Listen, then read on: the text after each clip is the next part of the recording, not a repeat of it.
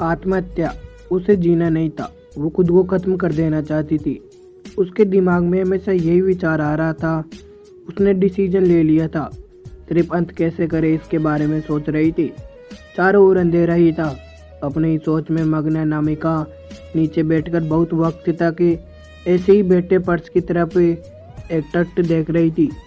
पति के धोखेबाजी से अनामिका अंदर से टूट गई थी। उसके बोले हुए शब्द अनामिका के दिल में घाव कर रहे थे। इस बार राहुल ने तो हद ही पार कर दी थी। अब और जीने का कोई अर्थ ही नहीं बचा था। अब खुद को खत्म कर दूं, इसके सिवाय दूसरा विचार उसके मन में नहीं आ रहा था। दोनों बच्चे गहरी नींद में थे। एक नज़र उनकी तरफ देखा, उनके सिर पर प्यारे से हाथ फेरा।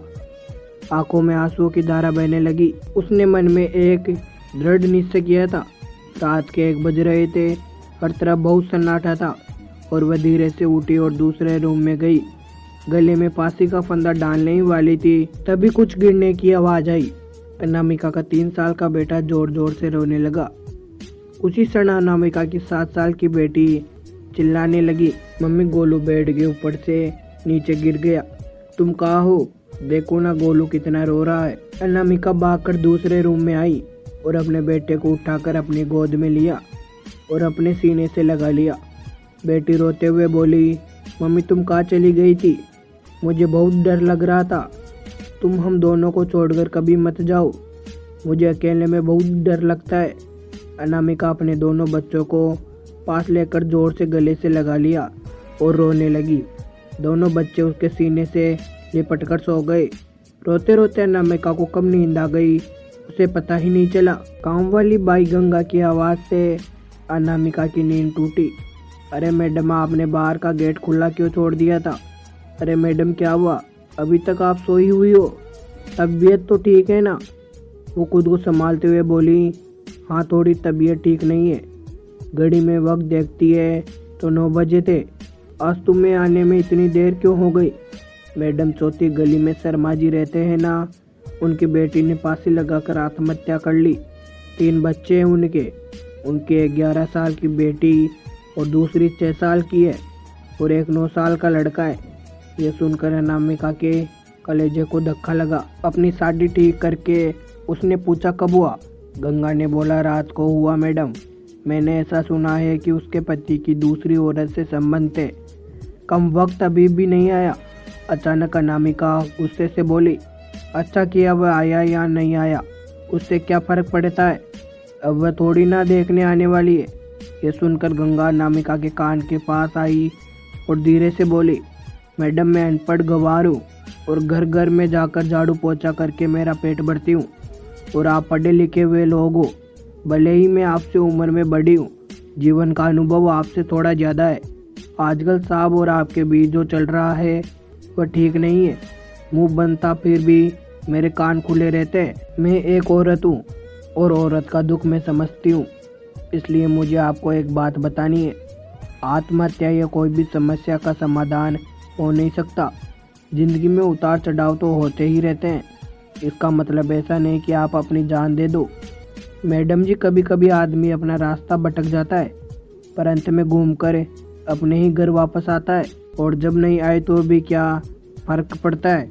आप किसके लिए मरना चाहती हो?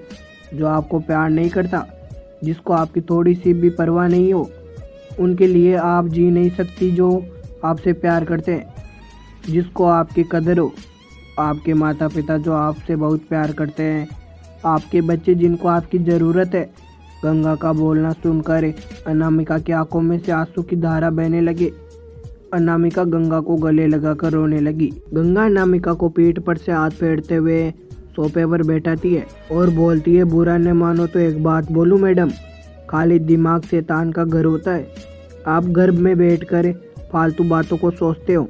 मैं आपके घर में काम करने के बाद 9 से 3 इस वक्त स्कूल में झाड़ू लगाने जाती हूँ। वहाँ की प्रिंसिपल मैडम बहुत अच्छी है। आप तो पढ़े हुए हो, अगर आप बोलती हो तो मैं आपके लिए टीचर का काम करने का पूछूं क्या? आपका वक्त भी निकल जाएगा और मन भी लग जाएगा। इस पर अनामिका चुप बैठी थी। कोई भी जवाब ना मिलने पर गंगा बोली, मैं आपके लिए चाय नाश्ता लेकर आती हूँ, और गंगा काम करने लग जाती है। काम निपटा कर बोलती है, मैडम मैं जाती हूँ, उतने में अनामिका उससे बोलती है, रुको गंगा, तुम स्कूल में मेरे लिए पूछना, यदि संभव हो तो प्रिंसिपल मैडम का नंबर मुझे ला कर दो। गंगा के चेहरे पर खुशी का भाव दिखा।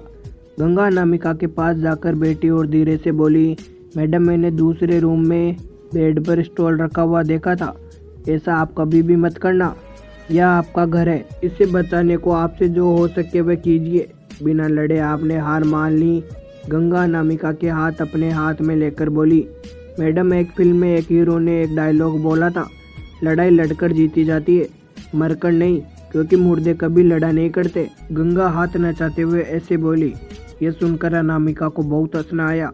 गंगा का बोलना सुनकर अनामिका का मन हल्का हो गया और उसे एक नई आशा की किरण भी दिखी। वह अलमारी में से अपने सर्टिफिकेट निकालने लगी।